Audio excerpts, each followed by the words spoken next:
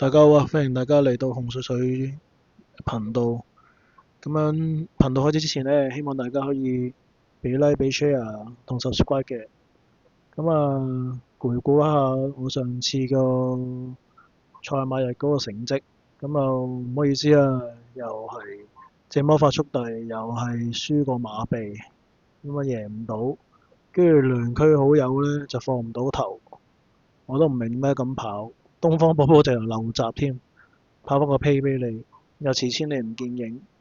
希望聽日會個準成率會高啲啦。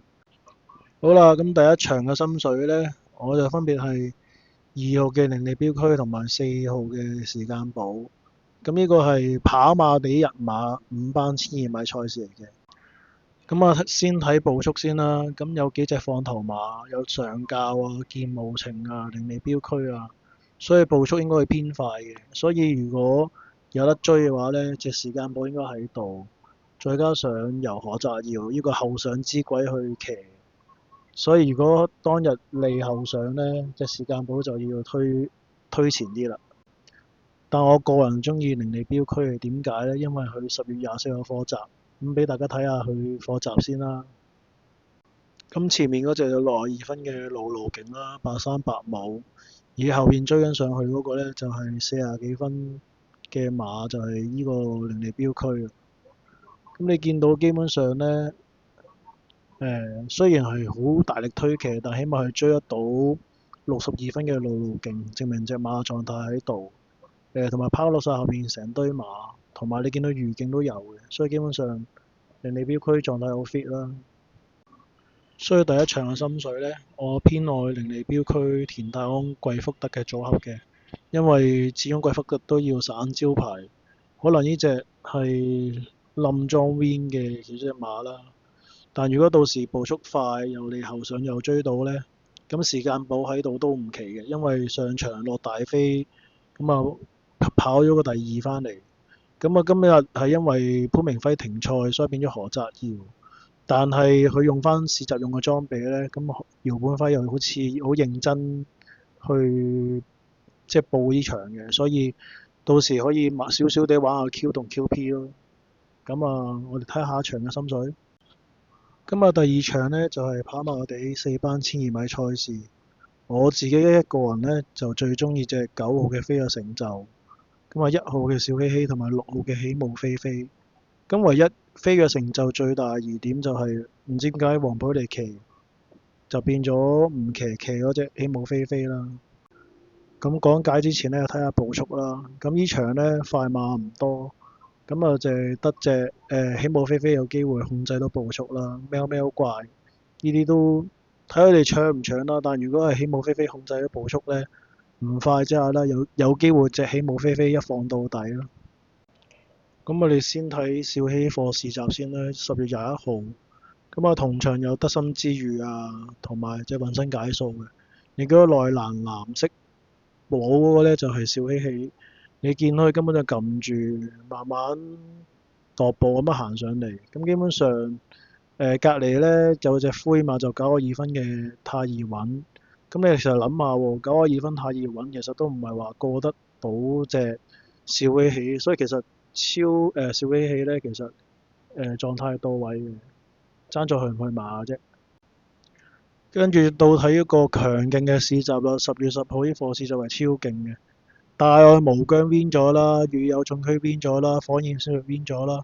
而家我所講嘅飛躍成就會 win 埋呢，就如果係 win 埋呢，呢個組真係好強啦。因為你而家見到大外檔嗰隻推騎緊嗰隻呢，其實就係飛躍成就。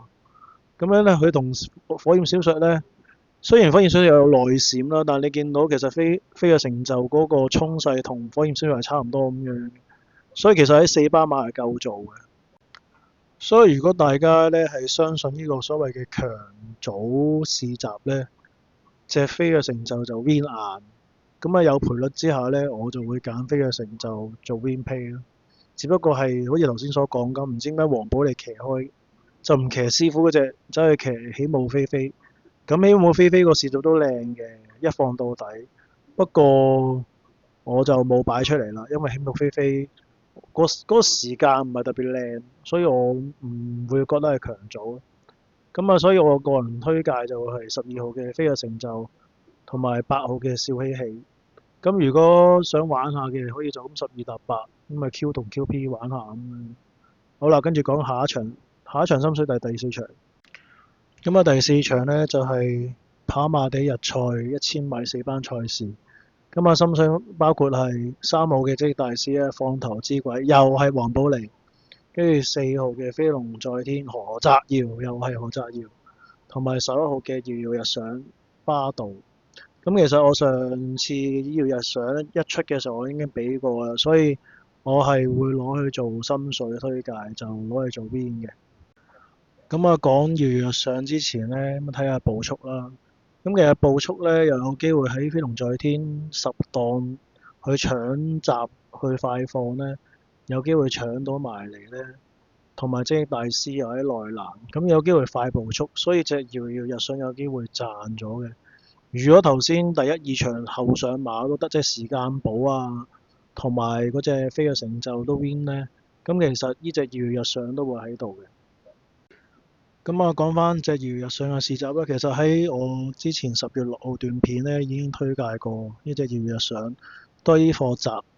咁你見到灰色衫嗰個呢，就係馬力80幾分嘅，咁啊出邊嗰隻就遙遙日上，我記得遙遙日上都好似係50零分，所以基本上呢，喺咁低分都可以追到隻馬力咁輕鬆咧，其實贏硬嘅，一定有得 win 嘅，爭住幾時去馬，輕輕鬆鬆咁樣，所以我會主力推介隻遙遙日上。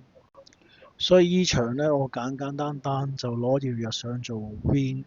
咁如果相信何澤耀喺度嘅話呢，就攞隻飛龍在天單食 QP 咁買，又或者調翻轉你信黃寶利嘅，就用黃寶利做腳咁樣咯，或者互穿都得嘅。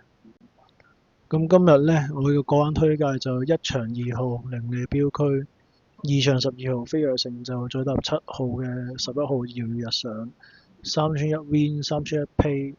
然後再嚟個田泰安嘅孖寶，第一場2號凌利標區，第二場嘅12號飛躍成就，有2串1 win 2串1 pay， 40蚊咁買咯。咁樣祝大家贏多啲之前呢，咁我都有個預告啦，可能遲下我會再去研究會唔會開個 Telegram 或者 WhatsApp 群組，俾各位聽眾去加入。聽我之後唔同場次嘅分析啊，或者即場分析意見啊。不過依家都係研究緊嘅啫。到時如果有咩新 update 就通知大家啦。咁樣今日嘅分享係咁多啦。咁樣祝大家贏多啲啦。拜拜。